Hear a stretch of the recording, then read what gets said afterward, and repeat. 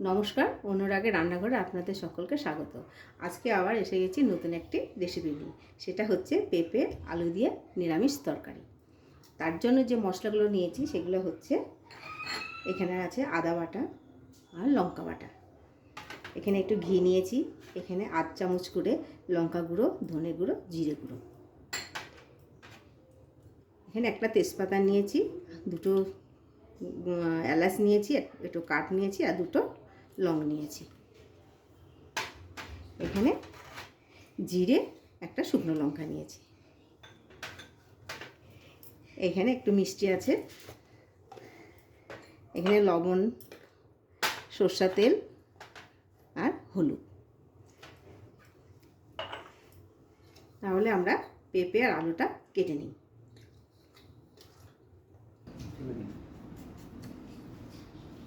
ফেলে না, একটু বাইরে রাখো না, ওর মধ্যে যদি শ্বাস থাকে। হ্যাঁ হ্যাঁ, ভিতর দিকে রাখো।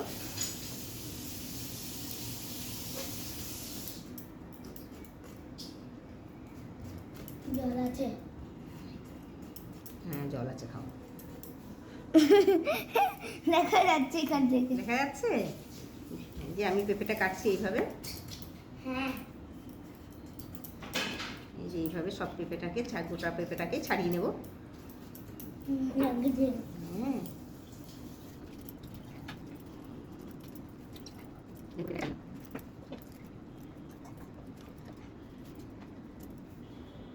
পেঁপেটার এই ভেতরের অংশটা, সাদা অংশটা ফেলে দিতে হবে। ওইটা থাকলে রান্নার সময় রান্না করে খাওয়া যাবে, এটা তিতো লাগে।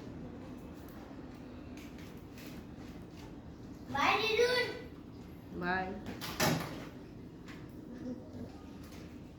সব পেঁপেটাকে আমি এইভাবে কেটে নেব।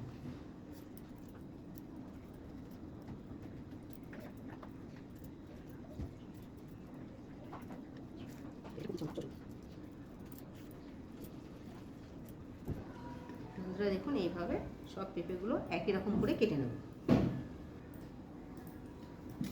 এই দেখুন, পেঁপেগুলো আমি সব একই রকম করে কেটে নিয়েছি। এখন আলুটা কেটে নেব।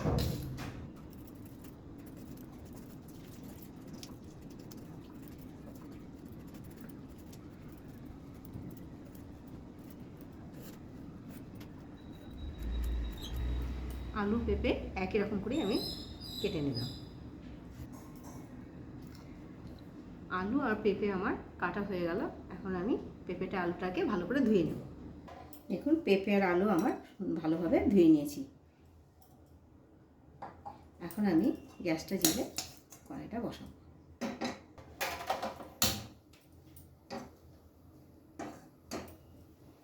কড়াই গরম হয়ে গেছে, এখন আমি সরষের তেল দেব। তেজপাতাটাকে আমি 2 টুকরো করে দিলাম,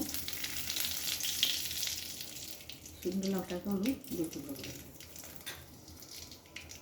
এখানে জিরেটা আমি দিলাম, ফোড়ন,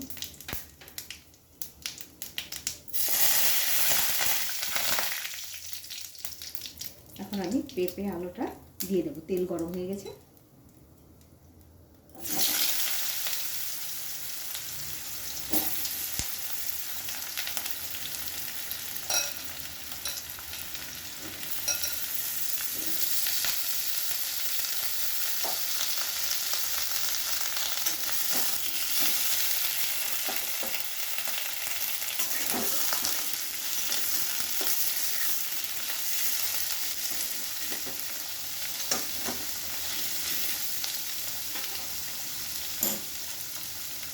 আলু পেঁপেটাকে আমি একটু ভালো করে ভেজে নেব।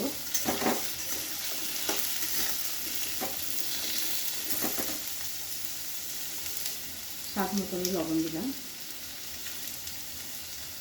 লবণটা দিয়ে আমি ভালো করে ভেজে নেব। আমি একটু ঢেকে ঢেকে করে ভাজবো।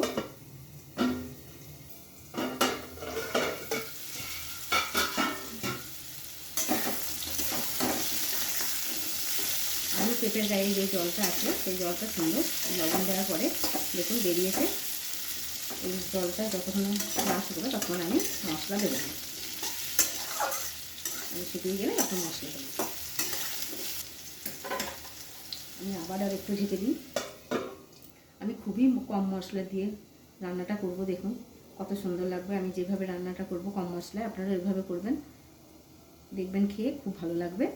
আর ভালো লাগলে জানাবেন।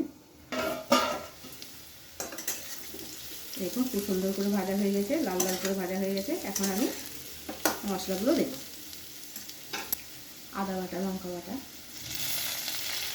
এখানে আমি 1/2 চামচ করে জিরে গুঁড়ো, ধনে গুঁড়ো, লঙ্কা গুঁড়ো নিয়েছি, ওটা দিয়ে দেবো।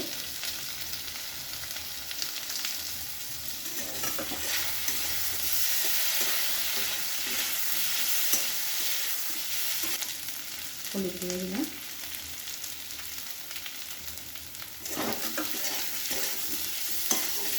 এই নিরামিষ তরকারিটা আপনি এইভাবে, আমি যেভাবে করছি সেইভাবে করে আপনারা খেয়ে দেখবেন, এর মধ্যে অন্য কোনো তরকারি লাগবে না।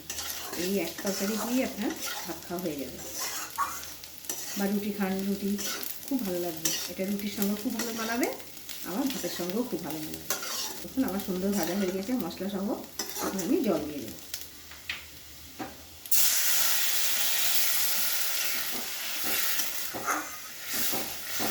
সুন্দর কালার এসে দেখুন, দেখতে যত ভালো লাগছে, খেয়ে দেখবেন ততটাই ভালো লাগবে। আমি জল দিয়ে দিলাম। এখন আমি কিছুক্ষণ মানে সেদ্ধ হওয়ার মতো, আলু পেঁপেটা সেদ্ধ হওয়ার মতো আমি ঢেকে রাখবো। ততক্ষণে আমি মশলাটা বেটে নেবো, গরম মশলাটা। দেখুন বন্ধুরা, আমার গরম মশলাটা বাটা হয়ে গেছে।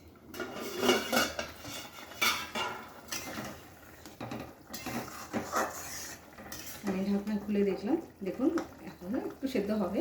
আমি এই মুহূর্তে একটু মিষ্টি দেবো।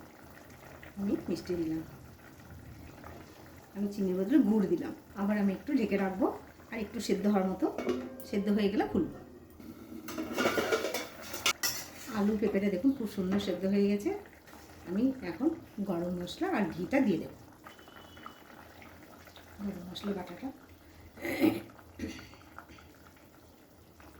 ঘি। এখন আমি আরেকটু ফুটিয়ে নেব। দেখুন বন্ধুরা, তরকারিটা কত সুন্দর, কি সুন্দর কালার এসছে। আবার দেখতে যত সুন্দর, খেতেও দেখবেন অত সুন্দরই লাগবে।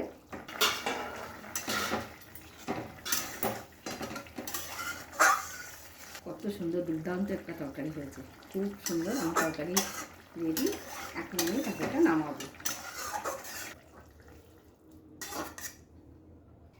দেখুন বন্ধুরা, আমার পেঁপে আলুর তরকারি খুব সুন্দর হয়ে গেছে। এখন আমি যেভাবে বানালাম ওইভাবে আপনারা বানিয়ে খেয়ে দেখবেন, খুব সুন্দর লাগবে, খুব অপূর্ব লাগবে। এটা রুটির সঙ্গেও আপনি খেতে পারবেন, ভাতের সঙ্গেও খেতে পারবেন। ধন্যবাদ ভিডিওটা দেখার জন্য। আবার আসবো নতুন একটি রেসিপি নিয়ে।